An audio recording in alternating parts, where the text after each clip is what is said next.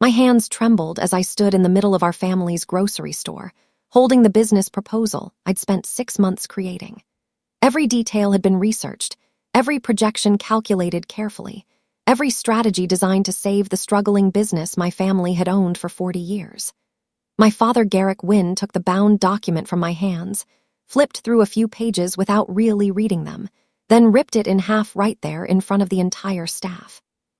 The sound of tearing paper echoed through the sudden silence. "You're not good enough to run this place," he said coldly, his voice carrying across the store. My younger brother Kieran smirked from behind the register, already wearing the manager badge that should have been mine. Employees stared in awkward silence, some looking away in obvious discomfort while others watched with barely concealed curiosity.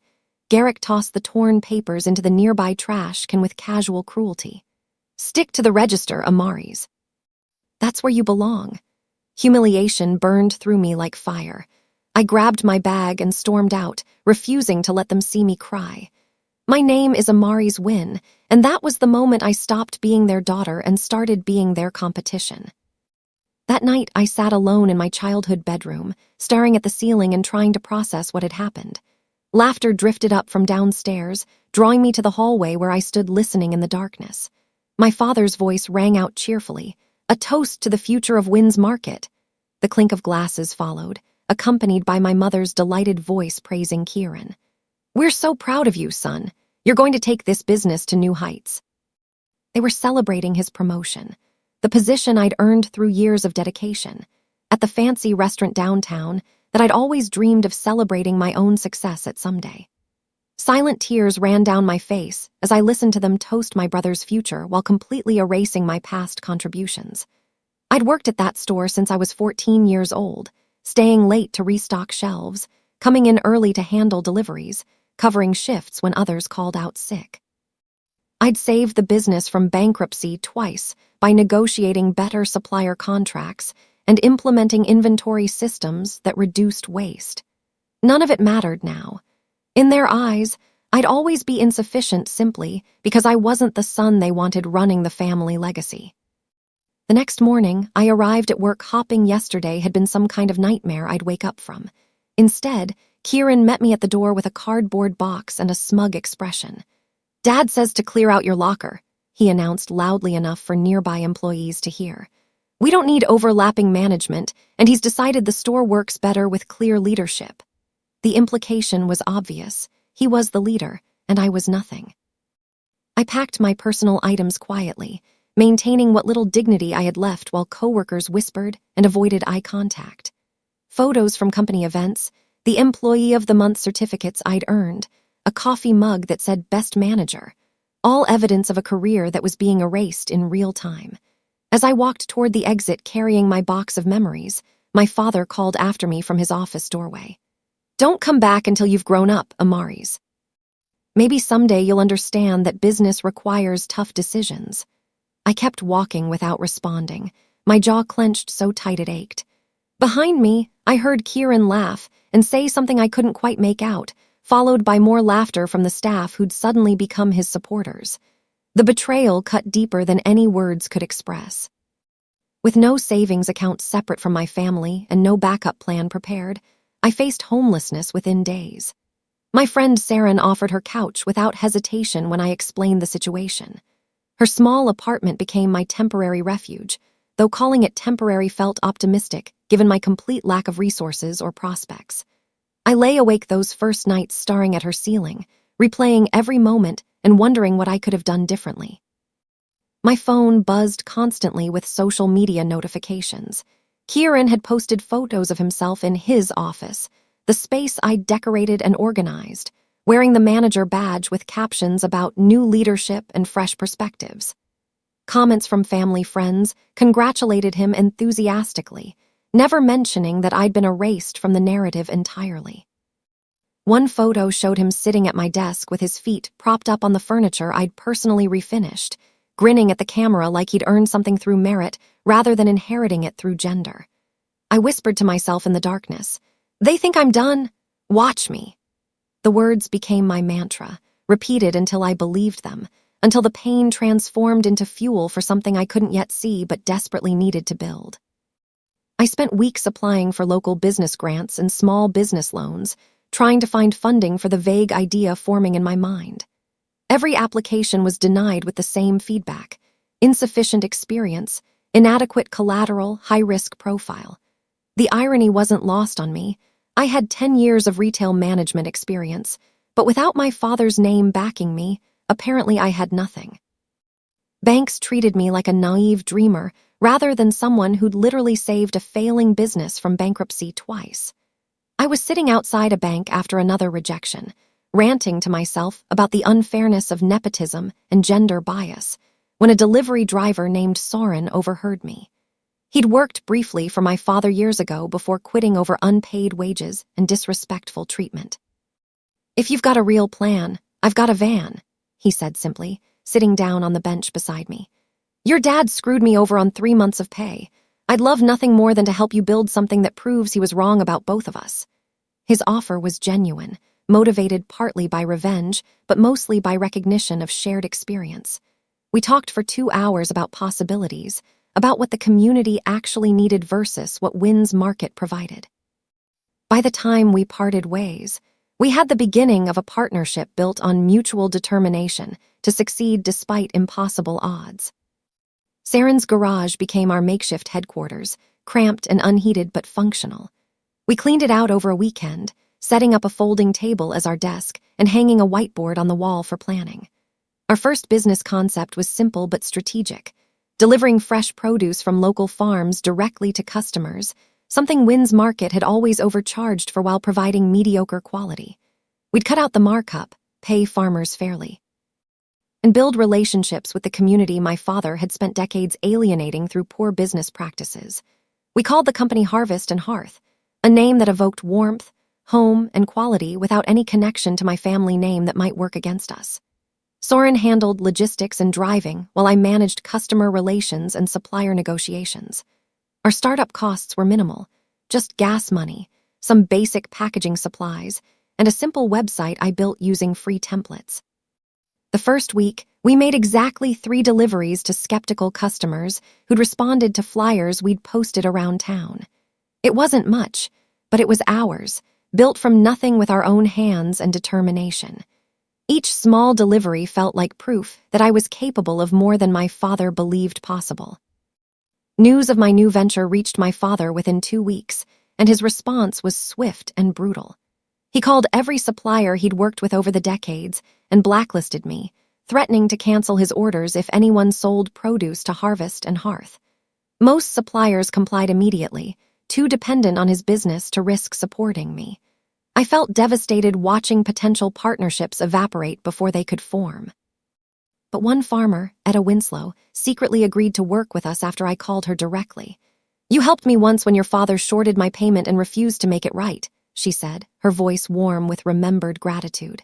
"You gave me the missing money from your own pocket and told me not to tell anyone. I never forgot that kindness." She'd kept our agreement quiet all these years, waiting for a chance to return the favor. "Now I help you," she continued firmly. "Your father doesn't control me anymore, and his business is shrinking anyway from his terrible reputation." Her support gave us access to high-quality produce at fair prices, breaking my father's attempted monopoly on local suppliers. It was a small victory, but it meant survival when we'd been facing extinction before we'd really started. Sometimes kindness returns when you need it most. Our first real customer came through word of mouth from Etta, who'd recommended us to a cafe owner she knew. The owner, a woman named Celeste, placed a modest order for vegetables and herbs to test our quality and reliability. Soren and I hand-delivered every single crate personally, making sure everything was perfect. No bruised produce, no wilted greens, everything fresh and carefully packed. Celeste was impressed by the quality and our attention to detail, so different from the careless deliveries she'd received from Wynn's Market for years. She posted a photo on social media showing our crates alongside her menu, captioning it simply, "Better quality than Wynn's, and they actually care about their customers." By nightfall, my business email inbox overflowed with inquiries from other local restaurants and small shops. People had apparently been waiting for an alternative to my father's monopoly, frustrated by his high prices and poor customer service, but lacking other options. Now we existed, and word spread faster than I dared hope. We worked through the night responding to messages and scheduling deliveries, exhausted but thrilled. This was real validation that the community wanted what we offered, that there was actual demand for business done with integrity rather than exploitation. My mother called unexpectedly one afternoon, her voice tight with barely controlled anger. "People are saying you're selling produce out of your car like some kind of street vendor," she hissed. "Do you have any idea how embarrassing this is for the family? Stop this immediately before you damage our reputation further." I stood in Saren's garage, surrounded by delivery crates and order forms, listening to her prioritize reputation over my survival or happiness. "I'm building a legitimate business, Mom," I said calmly. "I'm sorry if that embarrasses you, but I need to support myself somehow." She made a disgusted sound. "You're being selfish and stubborn. Your father gave you everything, and this is how you repay him, by competing against your own family." The accusation was so fundamentally wrong that I almost laughed. He'd given me nothing except dismissal and humiliation. I'd earned everything through work he'd never acknowledged or valued. "I have to go," I said firmly. "I have customers waiting." I hung up before she could respond, my hands shaking with anger but also something else, pride. For once in my life, I wasn't invisible or insufficient. I was building something real and people were noticing. That mattered more than their approval ever would. The confrontation I'd been dreading came at the Saturday farmers market, where I'd set up a small booth to take orders. Kieran showed up unannounced, pushing through the crowd with that familiar smirk that made my blood boil. "Dad says you'll come crawling back eventually," he announced loudly enough for nearby vendors to hear. He waved papers in my face, a cease and desist letter claiming I was stealing family clients and using proprietary business methods. The legal threat was ridiculous and baseless, but it was meant to intimidate me into submission. Instead of backing down, I pulled out my phone and took a photo of him waving the papers aggressively while I stood calmly beside my Harvest and Hearth banner. I posted it immediately with a single word caption: "Competition." Within an hour, the post went viral locally. People commented about supporting small businesses over bullies, about the importance of fair competition, about being tired of Wynn's Market's monopoly. Local news bloggers picked up the story, framing it as a David versus Goliath narrative with me as the underdog fighting against family tyranny. Kieran's face went red as he read the comments, realizing his intimidation attempt had backfired spectacularly. "This isn't over," he muttered before storming away. But I'd already won that battle without throwing a single punch. The viral post attracted unexpected attention from beyond our small town. A lifestyle influencer with a large following reposted my photo, calling me the girl taking on her dad's monopoly with fresh produce and fierce determination. Her followers flooded my business page with supportive messages and orders, many from neighboring cities willing to drive to pick up deliveries. Within 2 weeks, we grew from handling 5 clients to managing 30 regular accounts. Soren and I worked around the clock to keep up with demand, hiring 2 part-time drivers and renting a small refrigerated storage unit to maintain quality. The rapid growth was thrilling but terrifying. We were succeeding beyond my wildest expectations, but one mistake could collapse everything we'd built. Every morning, I woke up expecting disaster, expecting my father to find some way to destroy what I'd created. Instead, we just kept growing steadily through word of mouth and positive reviews.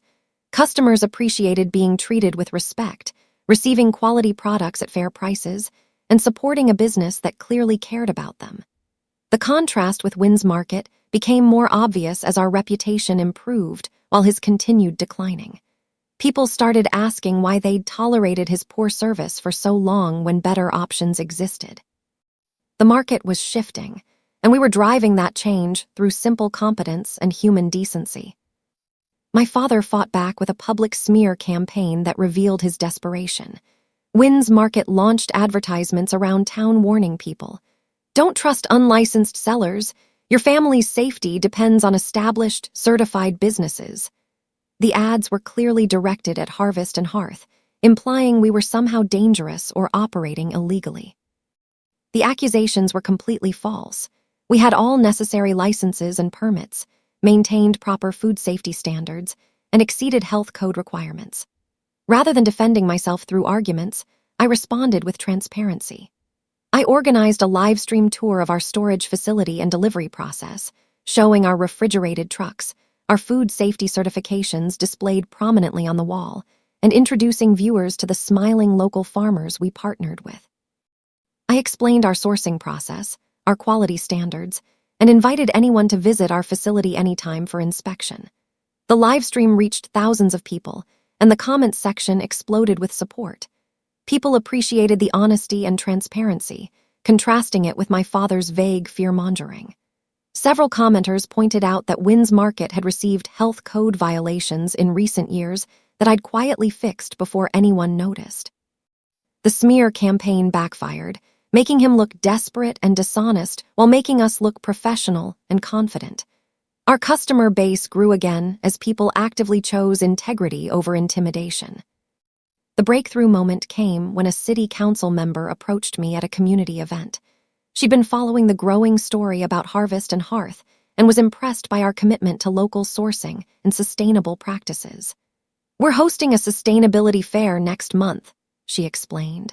"We'd like Harvest and Hearth to be our official produce supplier for the event. It's our biggest community gathering of the year with thousands of attendees." The opportunity was enormous: exposure to the entire region, credibility from official city endorsement, and a chance to showcase what we'd built. I accepted immediately, already planning how we'd handle the logistics. That night, my father tried calling my phone for the first time since I'd been fired. I watched it ring, his name flashing on the screen, and let it go to voicemail. Whatever he wanted to say now was too late. He'd had countless opportunities to support me, to believe in me, to acknowledge my contributions. He'd chosen dismissal every time. I didn't need his approval or attention anymore. I had something better, proof that I'd been right all along, that I was capable of building something significant without his help or his name. The missed call felt like closure rather than loss. My mother's next attempt at manipulation was more insidious than my father's direct confrontation. She called requesting I come home for peace talks and family dinner to resolve our differences like adults. Against my better judgment and Saren's advice, I agreed, curious whether they genuinely changed or if this was another trap. The dinner started awkwardly with forced small talk and careful avoidance of real issues. Then, over dessert, my father finally revealed the true purpose. "You've made your point," he said, his tone suggesting I'd been throwing a childish tantrum rather than building a legitimate business. "The whole town's talking about this little competition. It's time to end it. Come back to the store and I'll give you a small management role. Not full authority yet, but a position with some responsibility." He clearly expected gratitude for this generous offer, this magnanimous forgiveness of my supposed rebellion. I looked at him calmly, feeling nothing but pity for his complete inability to see me as anything other than subordinate. "You taught me that small roles aren't for leaders," I said quietly. "I learned that lesson well." I stood up from the table, placed my napkin beside my untouched dessert, and walked out while they sat in stunned silence. Behind me, I heard my mother's outraged voice and my father's angry response, but their words no longer had power over me. I'd stopped seeking their approval the moment I started believing in myself. The Regional Business Expo provided another opportunity for direct confrontation with my family. Harvest and Hearth had been invited to exhibit alongside established local businesses, a recognition of how far we'd come in such a short time. We set up our modest booth with care, displaying our products and telling our story through photos and testimonials. Kieran somehow arranged to have Wynn's Market set up directly next to us, clearly intending to overshadow our presence with their larger, more expensive display. He spent the morning loudly mocking our cute little startup booth to anyone who would listen. But journalists and attendees kept gravitating toward our space instead of his, drawn by the family feud turned startup success narrative that had been circulating in local media. Reporters interviewed me about overcoming adversity and building something from nothing, asking thoughtful questions about sustainable business practices and community impact. Meanwhile, Kieran stood in his empty booth watching with growing frustration as we received all the attention he'd expected for himself. By afternoon, he'd given up and left early, unable to handle being publicly upstaged by the sister he'd dismissed as inadequate. Watching him retreat felt like vindication, But more importantly, it confirmed that success wasn't about flashy displays or inherited advantages. It was about genuine value and authentic connection with customers. We had that. He never would, no matter how much money or family support he possessed. The first crack in Wins Market's foundation appeared quietly but significantly. One of my father's longtime suppliers, a dairy farm that had provided products for 30 years, posted online that Wins Market had bounced a payment check. The supplier was publicly asking for payment and warning other vendors to require cash up front. Word spread quickly through business networks. Bounced checks meant serious cash flow problems, the kind that preceded business failure. People started whispering that Wins Market was struggling financially and not as stable as they pretended. I heard the news from Etta, who called to warn me that my father was desperately trying to negotiate delayed payments with multiple suppliers. I stayed quiet publicly, refusing to gloat or comment on their difficulties. But that evening, Soren caught me smiling while reviewing our own healthy financial statements. "You don't have to pretend you're not satisfied," he said gently. "It's okay to feel vindicated after everything they did to you." I shook my head. "I'm not gloating about their failure," I explained. "I'm remembering how they said I'd destroy the family legacy through incompetence. Turns out, they didn't need my help for that." The difference was important. I wasn't causing their collapse, just witnessing the natural consequences of decades of poor business practices finally catching up to them. Justice felt different than revenge, cleaner somehow. The opportunity that changed everything arrived through an unexpected phone call. Marcellus Trent, a successful regional investor who specialized in sustainable food businesses, had been following Harvest and Hearth's growth with interest. He wanted to meet about potential franchise opportunities, possibly expanding our model to other cities facing similar monopolistic market conditions. I nearly fainted when his assistant explained the meeting purpose. Soren and I spent a week preparing a presentation, refining our business model, gathering data about our success and potential for scaling. The meeting exceeded every expectation. Marcellus loved our approach, our values, and our proven track record of building customer loyalty through integrity. He offered significant investment capital to help us expand to 3 neighboring cities within a year, with plans for more locations if the initial expansion succeeded.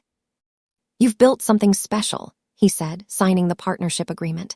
"Most startups focus purely on profit. You've built a business that improves communities while making money. That's rare and valuable." I told Soren afterward, my voice shaking with disbelief. "We're not the underdogs anymore. We're actually building something major." He grinned and corrected me. "You were never an underdog, Amaris. You were just underestimated. There's a big difference." The desperate text from Kieran arrived late one night, breaking months of hostile silence. "Please, don't take Dad's suppliers," it read. "He'll lose everything if you keep stealing his business relationships. This is destroying our family." I stared at the message for a long time, considering possible responses. Part of me wanted to ignore it completely, to let him suffer the way I'd suffered.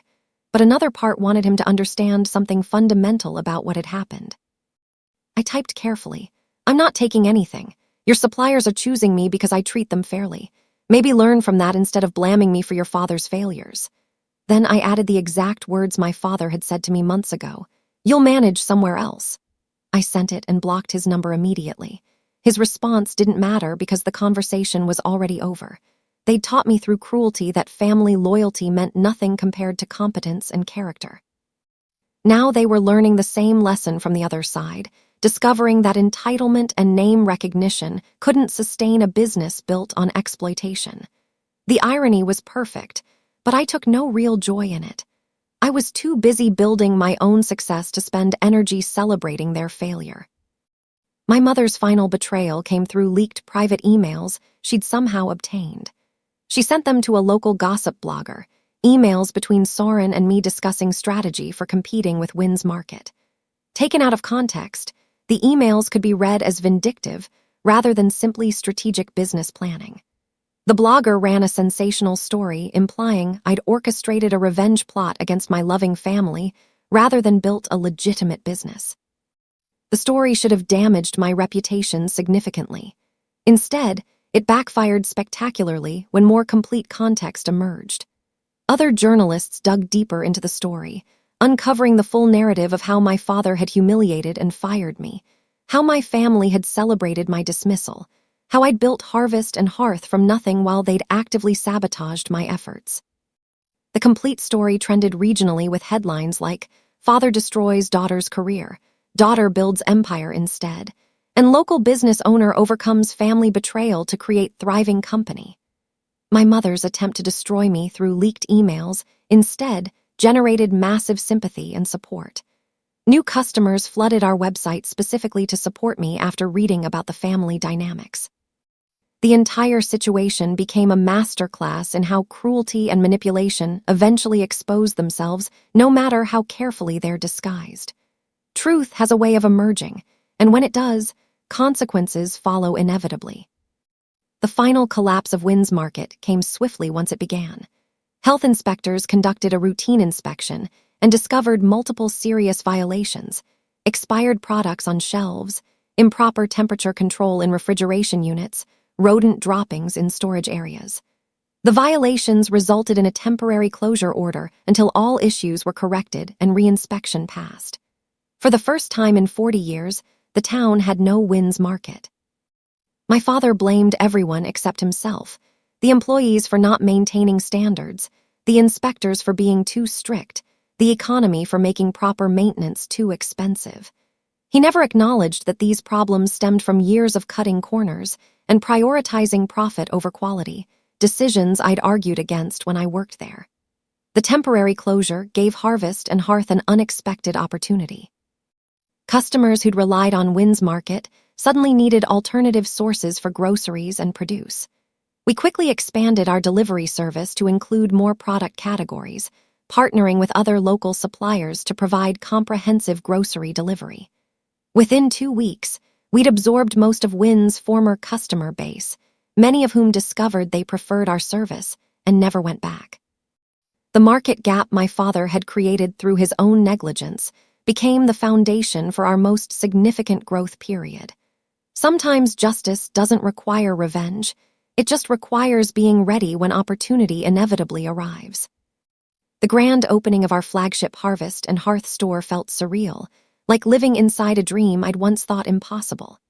We'd leased a beautiful space downtown, larger and more modern than Wynn's Market had ever been, with bright lighting and clean lines that welcomed customers warmly.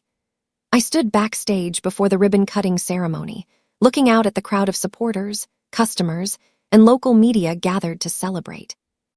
A massive banner with our logo gleamed above the entrance, representing everything I'd built from nothing against impossible odds.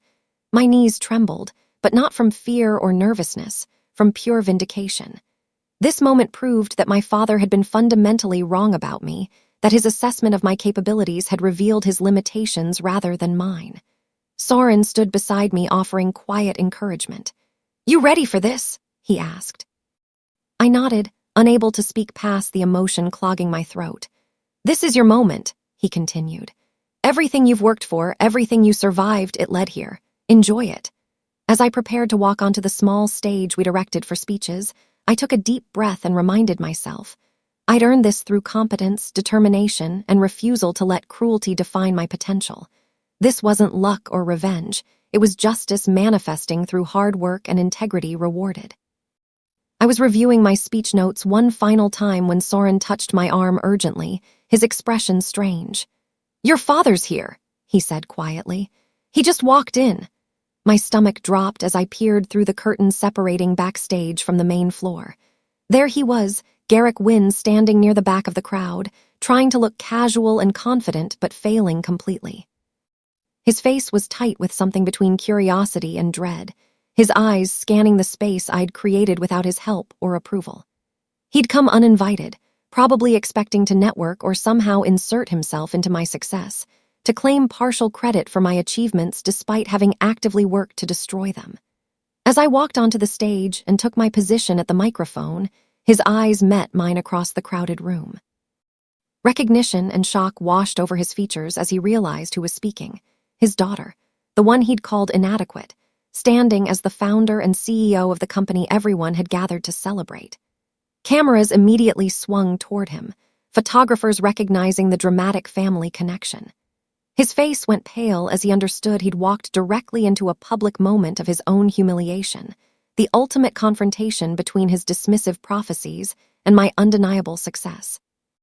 I smiled calmly into the microphone and said words that would echo through local business circles for years.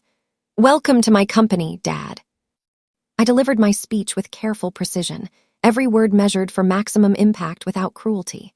"When I started this journey," I began, my voice steady despite trembling hands, "people told me I wasn't good enough.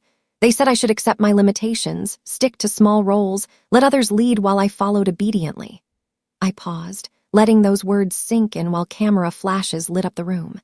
"They said I wasn't capable of running their store, so I built my own instead."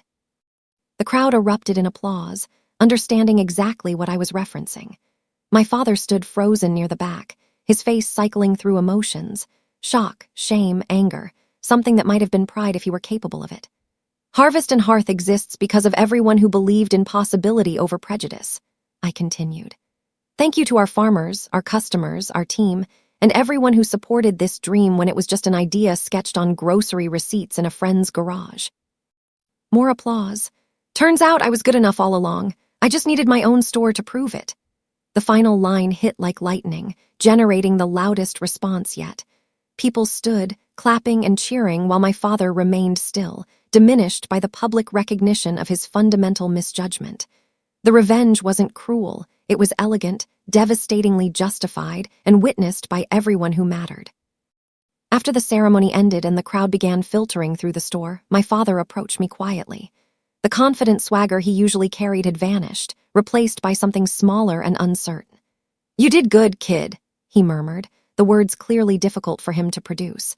It was the closest thing to an apology or acknowledgement he'd probably ever give.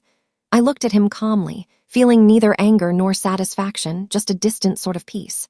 "I always could," I replied simply. "You just never looked." The truth of that statement hung between us. I hadn't suddenly become capable or competent. I'd always possessed those qualities. His inability to recognize them had revealed his limitations, not mine. He opened his mouth as if to say more, perhaps to make excuses or explain his reasoning, but I'd already heard enough throughout my lifetime. "I need to talk to customers," I said politely, turning away before he could respond. I walked toward a group of supporters waiting to congratulate me, leaving him standing alone in the middle of the success he'd sworn would never exist.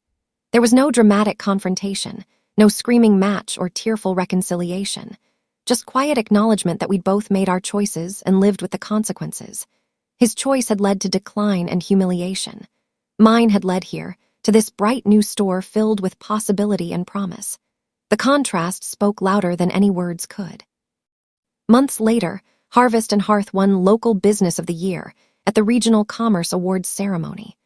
I stood on stage accepting the trophy, looking out at the audience that included Soren, Saren, Etta, Marcellus, and dozens of others who'd supported my impossible dream. The trophy was beautiful, but its real value lay in what it represented: public validation that I'd built something meaningful that improved my community while succeeding financially. When I returned to my office the next morning, I hung the award on the wall beside something else. The torn pages of my original business proposal, the one my father had ripped in half and thrown in the trash. I'd retrieved them that night and kept them through everything that followed. I'd had them professionally framed with a small plaque underneath that read simply, "Not good enough." The juxtaposition was perfect, the dismissal and the vindication side by side, proof of how wrong cruel judgments can be when made by people too limited to recognize potential. I whispered my final thought to the empty office. Turns out, being underestimated was the best investment they ever made in me. It forced me to prove myself without the crutch of family support or inherited advantage. It taught me that my worth existed independently of their approval. And ultimately, it freed me to build something authentically mine, something that reflected my values rather than theirs. They'd meant to destroy me. Instead, they'd accidentally created their most successful competition. Sometimes the greatest revenge is simply refusing to stay broken when people expect you to shatter. I'd done that, and the victory was sweeter than any inheritance could have been.